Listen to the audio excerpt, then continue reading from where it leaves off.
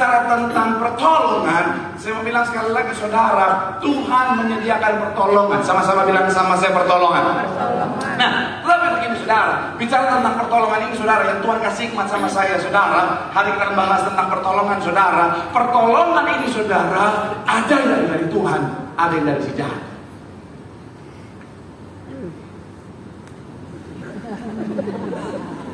Makin liar Pak Pendeta.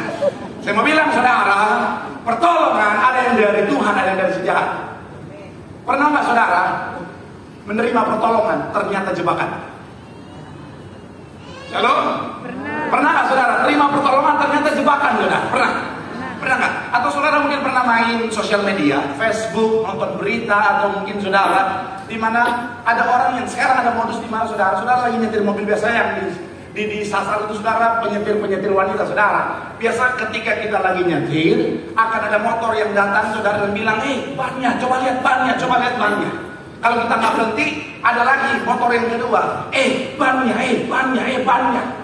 Kalau kita nggak berhenti lagi, akan ada motor ketiga yang bilang, bannya. Sampai kalau orang kita kan gitu saudara. Satu, kadang-kadang kita belum percaya. Kedua, kita kadang-kadang belum percaya. Ketiga, ada banyak orang mulai goyah, betul ya? Ada banyak orang berhenti. Ketika berhenti saudara, coba lihat bannya. Ketika dialihkan fokusnya, ada satu motor lagi saudara dari belakang, dari samping. Karena mobil kan kondisi, orang turun, mobil kondisi kebuka. Ada orang dari belakang, dia ambil barang pengadilan yang langsung kabur saudara. Pernah nonton itu? Apa cuma saya doang yang main TikTok dan Instagram? Pernah lihat ya?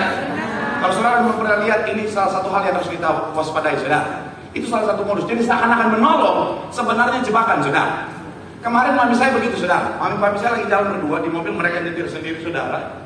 Tiba-tiba ada dua orang bilang, bu bajunya. Akhirnya ketika berhenti, beneran baju mami saya nyangkut di luar saudara. Itu bukan modus ya, itu tulus.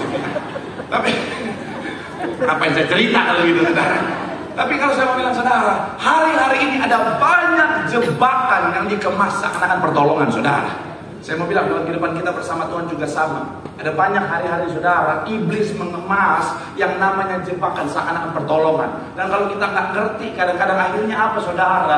Kita bisa terperangkap dan akhirnya apa? Bisa berbahaya dalam kehidupan setiap kita. Makanya hari saudara yang Tuhan taruh di hati saya, sama-sama kita akan belajar prinsip pertolongan Tuhan. Sama-sama bilang sama saya, prinsip pertolongan Tuhan. Amin. Supaya apa saudara? Supaya kita bisa mengindikasi bicara tentang apa saudara, mana yang dari Tuhan, mana yang tidak. Oh Pak Pendeta, tapi kan kita nggak bisa batasi Tuhan. Yes, Tuhan bisa menolong kita dengan 1001 macam cara, katakan amin.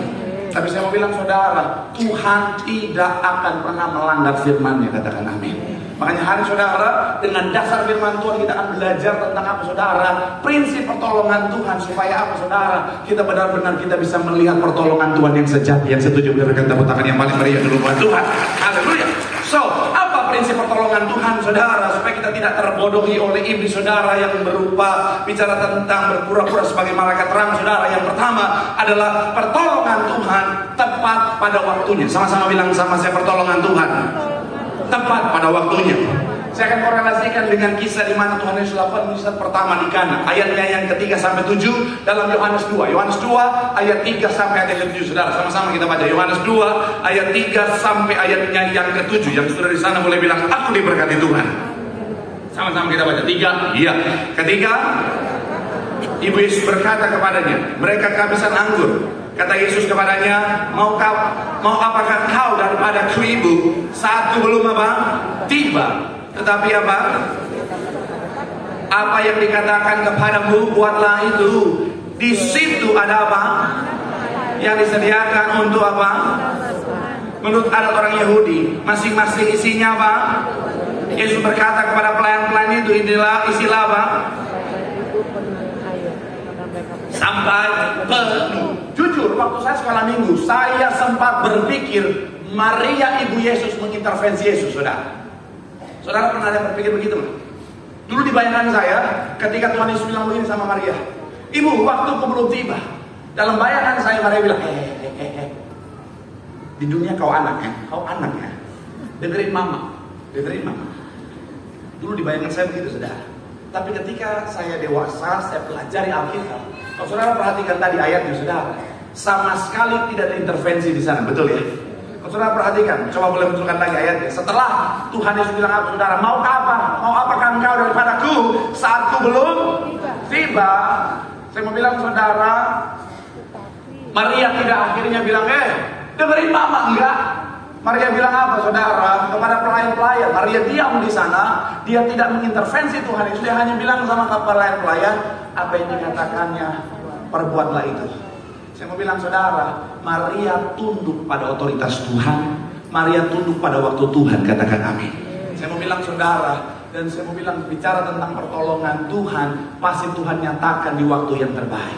Saya mau bilang saudara, jangan pernah paksa Tuhan. Jangan pernah saudara dan saya bilang, Tuhan tolong Tuhan, sekarang detik ini juga harus.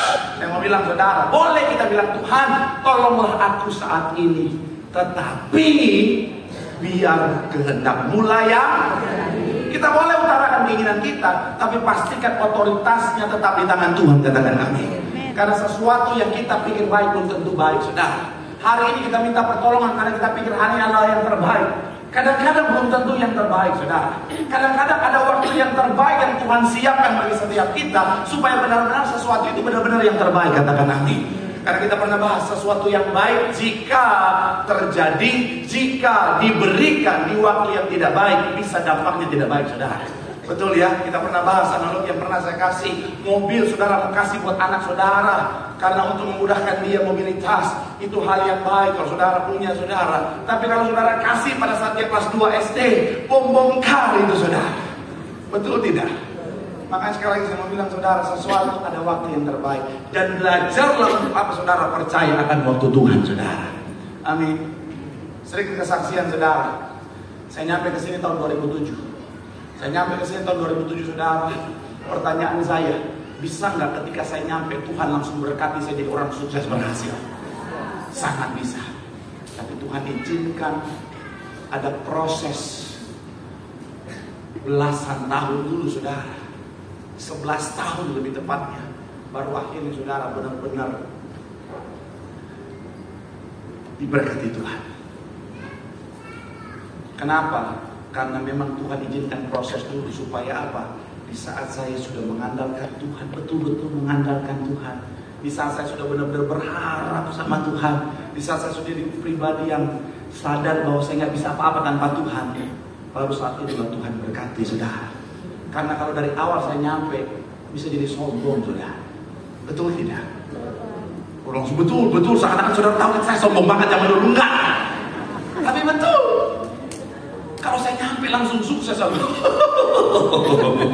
aku memang laki-laki gagah perkasa. Tapi Tuhan izinkan, kenapa? Karena Tuhan tahu pertolongan di waktu yang terbaik adalah saat saya sudah belajar tentang mengandalkan Tuhan.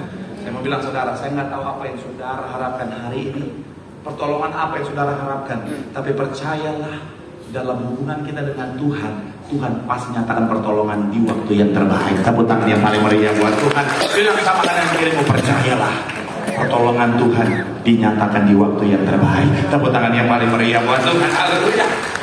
Yang kedua saudara, tapi nanti saudara bisa baca kisah Lazarus, saudara, dalam Yohanes 11 ayat 21, di mana Maria dan Marta sudah bilang, Tuhan, seandainya kau bisa datang lebih awal. Tapi ternyata dalam hal itu kita bisa melihat Tuhan tahu kapan waktu yang terbaik, katakan amin. Yang kedua, apa prinsip pertolongan Tuhan, saudara? Yang kedua, pertolongan Tuhan tidak dapat dibatasi oleh keadaan kita. Sama-sama bilang sama saya, pertolongan Tuhan tidak dibatasi oleh keadaan kita.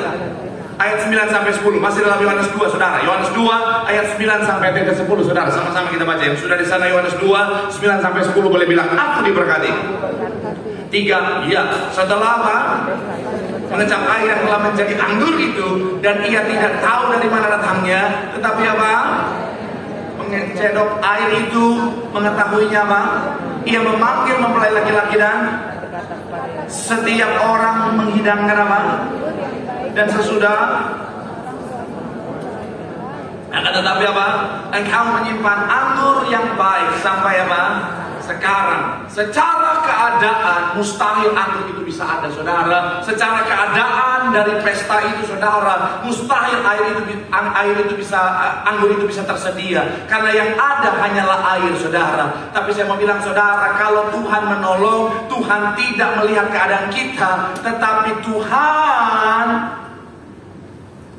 menggunakan kuasanya yang tak terbatas. Katakan amin. Saya mau bilang, saudara, dalam konsep pertolongan Tuhan, seringkali kita yang batasi Tuhan, saudara. Kadang-kadang dalam pertolongan Tuhan, dalam konteks pertolongan Tuhan, kadang-kadang kita suka goyah imannya karena kita lihat, Tuhan, bagaimana mungkin keadaan ini bisa pulih?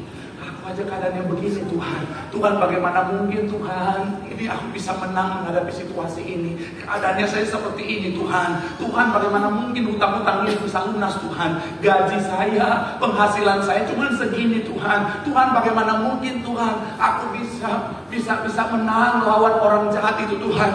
Dia orang kaya, dia punya koneksi sana sini. Aku siapa, Tuhan? Tuhan, bagaimana mungkin aku bisa menang atas penyakit ini, Tuhan? Dokter saja yang ahli, yang titelnya udah panjang banget, Tuhan, bilang udah gak mungkin, Tuhan. Bagaimana aku bisa sembuh, Tuhan? Saya mau bilang, saudara, jangan batasi Tuhan, saudara. Amin. Secara manusia kita terbatas. Keadaan kita boleh berkata tidak mungkin, tapi dari sudut pandangnya Tuhan, tidak ada perkara yang mustahil buat Tuhan. Dia sanggup melakukan perkara yang ajaib. Tepuk tangan yang paling meriah. Apalagi di gereja ini, saudara, kita melihat banyak mujizat, saudara. Kita melihat banyak kemustahilan jadi mungkin di tangan Tuhan, saudara. Kita melihat ada banyak orang sudah diperhadapkan pada situasi no hope, tak punya harapan, tapi ternyata Tuhan sanggup kasih harapan, saudara. Amin. Bahkan ada bayi-bayi yang sudah mati dalam kandungan, saudara, bisa bangkit lagi, saudara. Makanya jangan batasi Tuhan. Tugas kita percaya. Bagi Tuhan ada yang mustahil. Bagi Tuhan ada yang tak mungkin. Mujizatnya disediakan bagiku. Ku diangkat. Tepuk tangan yang paling meriah buat Tuhan. Bilang sama kanan kiri, jangan batasi Tuhan. Tuhan sanggup. Bagi Tuhan tidak ada perkara yang mustahil. Tepuk tangan yang paling meriah buat Tuhan. Yang terakhir, kamu boleh siap-siap lebih ke depan. Apa prinsip pertolongan Tuhan yang harus kita pahami, saudara? Yang ketiga adalah pertolongan Tuhan membawa kemuliaan Tuhan. Sama-sama bilang sama saya, pertolongan Tuhan. Sama-sama bilang sama saya, pertolongan Tuhan. Sama-sama bilang sama saya, membawa kemuliaan Tuhan. Kita lihat ayat 11 sama-sama. Yohanes 2 ayatnya yang ke-11. Salah terpuji nama Tuhan. Yohanes pasalnya yang kedua ayat 11 yang sudah di sana. Boleh bilang aku diberkati. 3, ya. Hal itu dibuat Yesus di Kana yang di Galilea sebagai apa? Dan dengan itu ia telah apa? Sekali lagi, saudara, 3, ya. Hal itu dibuat Yesus di Kana yang di Galilea sebagai yang pertama dari tanda-tandanya, dan dengan itu ia telah apa? Menyatakan kemuliaannya, dan murid-muridnya. Saya mencatat di sini, saudara, prinsip pertolongan Tuhan adalah dengan melalui pertolongan itu namanya akan dipermuliakan. Sekali lagi, prinsip Tuhan ketika Tuhan menolong, tujuannya supaya melalui pertolongan itu nama Tuhan dipermuliakan. Pendeta, Tuhan, mohon maaf, gila kemuliaan kan? Tuhan kok mencari kemuliaan pribadi? Apa Tuhan kurang mulia? Saya mau bilang, saudara, tidak ada satupun yang dapat mengganggu keeksistensian kemuliaan Tuhan. Even seluruh dunia nggak memuliakan Tuhan, dia tetap Tuhan yang mulia. Katakan amin. Karena memang esensi daripada Tuhan adalah mulia. Tapi kenapa Tuhan melalui pertolongannya, Tuhan menolong supaya melalui pertolongannya nama Tuhan dipermuliakan? Supaya ketika nama Tuhan dipermuliakan, akan ada banyak jiwa dimenangkan untuk kerajaan surga. Amin. Nangkap sampai di sini ya. Tuhan bukan mengejar kemuliaan pribadi karena dia udah mulia. Tapi ketika namanya dipermuliakan, pribadi-pribadi yang melihat kemuliaan Tuhan ini akan datang. Dan akhirnya apa? Diselamatkan. Mungkin sudah pernah lihat ada banyak orang datang ke gereja ini karena lihat orang terima mujizat Tuhan. Ada banyak orang yang even bukan anak Tuhan sebelumnya, mereka datang ke tempat ini karena mereka dengar tentang mujizat Tuhan. Saudara. Akhirnya ketika mereka terima mujizat Tuhan, mereka memberi diri mereka diselamatkan. Ada satu keluarga yang kasih kesaksian sama saya ini. Dia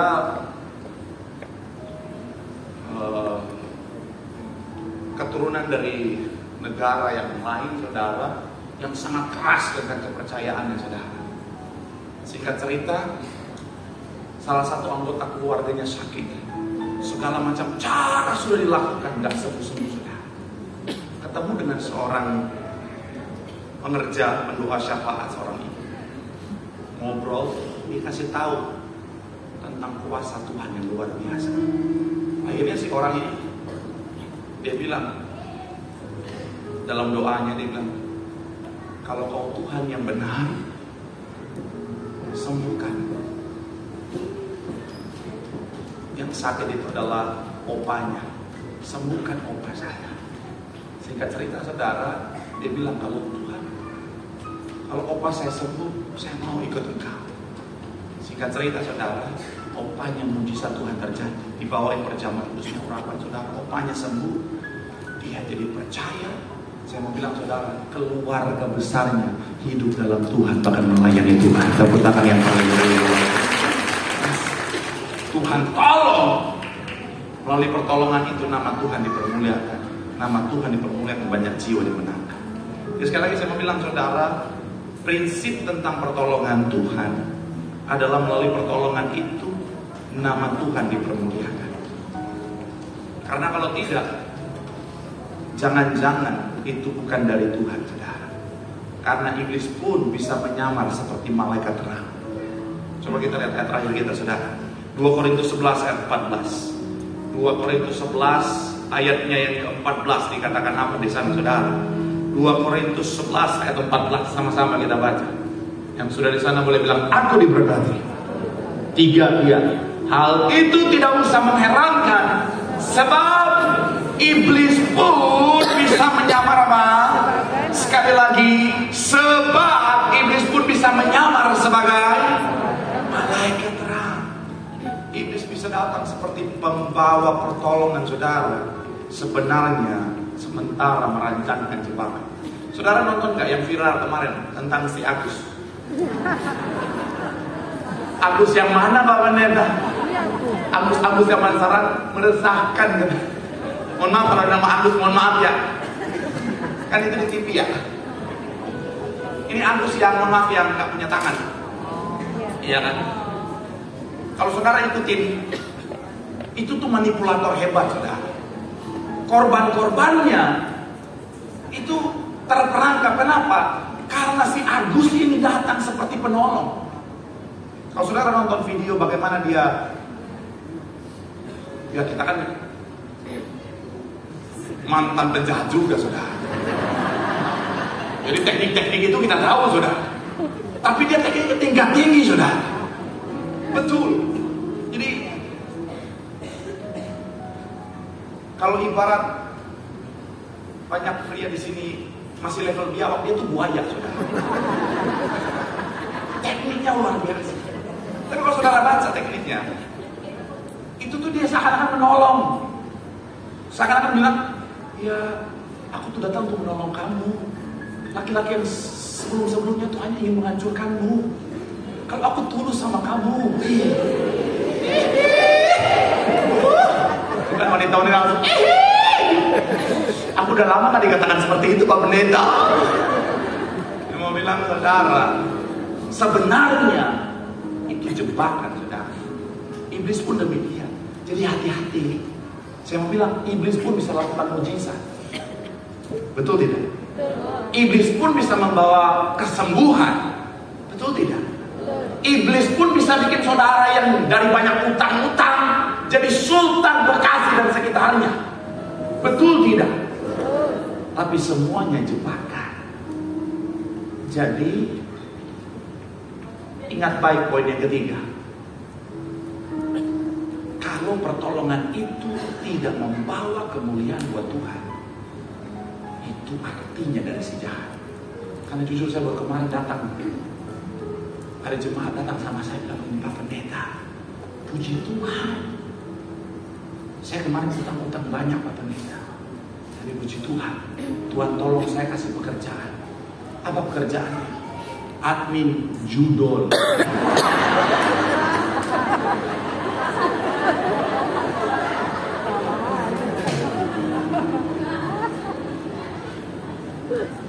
Rasanya saya langsung pengen gali kolam baptis saat itu juga. Menurut saudara jalan Tuhan atau tidak? Kita nggak mau batasi Tuhan, tapi Tuhan akan melanggar firman-Nya. Masa Tuhan menolong orang dengan dosa, saudara? Nama Tuhan mau dipermuliakan bagaimana? Puji Tuhan, saya sukses berkat gacor darah Yesus. Ini yang ketawa jangan-jangan.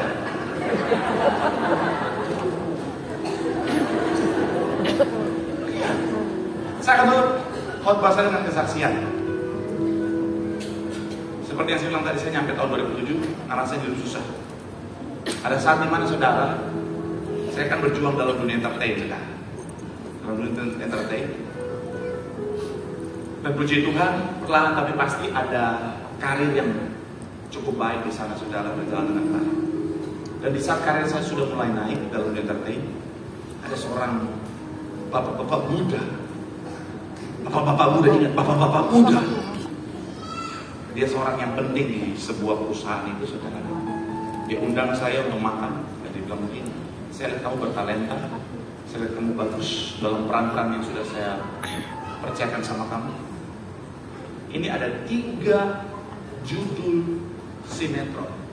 Kamu saya tawarkan jadi pemeran utamanya.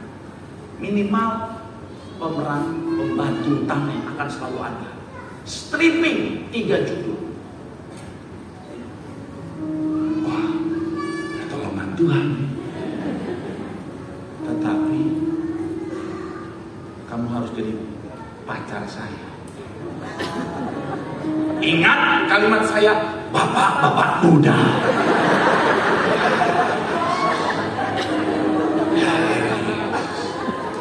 Oh Tuhan, menurut saudara itu pertolongan Tuhan atau tidak? Saya sampai cerita ke mami saya itu sudah. Saya bilang sama bapak itu, saya bilang, Pak, saya punya kerinduan. Kalau nanti saya sudah sukses, saya akan kasih kesaksian bagaimana Tuhan bekerja luar biasa dalam hidup saya. Kalau saya jadi bacar bapak,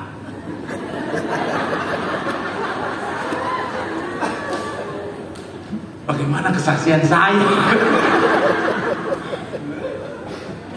Akhirnya saya kehilangan itu, saudara, tapi it's okay. Buktinya Tuhan tolong dengan cara yang luar biasa, saudara. Saya mau bilang saudara, hati-hati. Ada banyak perangkap yang bisa menjatuhkan kita.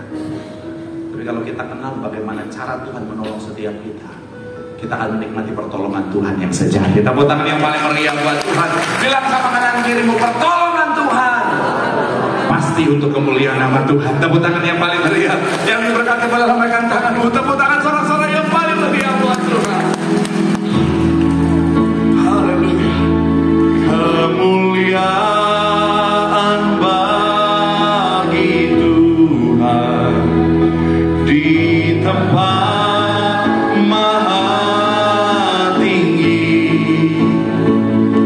Kau Raja diagungkan